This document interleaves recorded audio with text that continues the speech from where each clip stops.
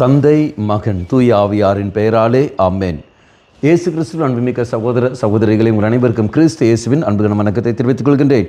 இந்த நற்செய்தி பாகமானது யோவான் நற்செய்தி 15ஆம் அதிகாரம் 9 முதல் 11 வரையுள்ள திருவாக்கியங்கள். குறிப்பாக 9வது வாக்கியம், என் தந்தை என் மீது அன்பு கொண்டுள்ளது போல நானும் உங்கள் மீது அன்பு கொண்டுள்ளேன், என் அன்பில் நிலைத்திருங்கள்.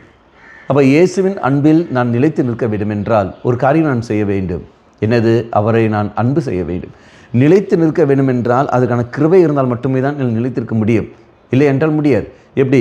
நிரந்தரமாக ஒரு மகனை நான் அன்பு செய்ய வேண்டும், ஒரு மகள் அன்பு செய்ய வேண்டும்.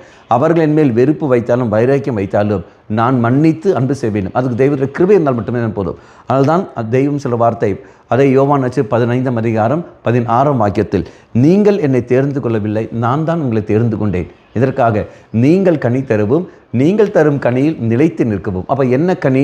அன்பின் கனி. அப்போ இறைவனுடைய அந்த அன்பின் கனி என்னிடத்தில் இருந்தால் மட்டுமே தான், தூயாவின் வரமாக கனியாக இருக்கின்ற அந்த அன்பின் கனி எனக்கு இருந்தால் மட்டுமே தான் மற்றவர்களை நான் அன்பு செய்ய முடியும், அந்த அன்பில் நிலைத்திருக்க முடியும். வெறுப்பு வைராக்கியம் என்னால் வாழ முடியும். இல்லை என்றால் நான் சண்டை போட்டுக்கொண்டும், கீரி மாம்போல் சண்டை போட்டுக்கொண்டும், நான் வைராக்கியம் புலர்த்தி கொண்டும், நான் என்ற எண்ணத்தில் அகங்காரத்தோடு நான் என்னால் வாழ்வேன். அப்போ இறை சண்டை நாம் மன்றாடுவோம், ஆண்டவரே தூய ஆவியின் கனியாக இருக்கிற அன்பின் கனியால் என்னை நிரப்பியறலும். அப்போ அன்பிலே நான் நிலைத்து நிற்க வேண்டும். நீ எவ்வாறு அன்பில் நிலைத்திருந்தீரோ அதே போல் நானும் உன்னுடைய அன்பில் நிலைத்திருக்கக்கூடிய வரத்தை எனக்கு தாரும் என்று சொல்லிக்கொண்டு தாகத்தோடு மன்றாடுவோம். அந்த வரம் இருந்தது என்றால் நம்முடைய குடும்பத்தில் பிரச்சனை என்பது இருக்காது. கணவனை எப்படி வேணால் போகட்டும், மனைவியாகிய நான் நிரந்தரமாக அன்பு செய்வேன். மனைவியனை எப்படி வேணாலும் செய்யட்டும், கணவனாகிய நான் என் மனைவியை அன்பு செய்வேன்.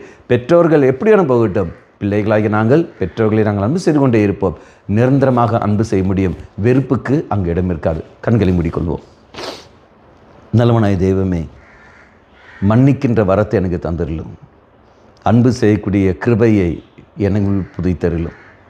இது இந்த பெந்தகோஸ்து விழாவை நாங்கள் கொண்டாடுகிற சமயத்தில், அதற்கான எங்களை தயாரிக்கின்ற சமயத்தில் அன்பு என்னும் கனியால் எங்களை நிரப்பியல்லும்.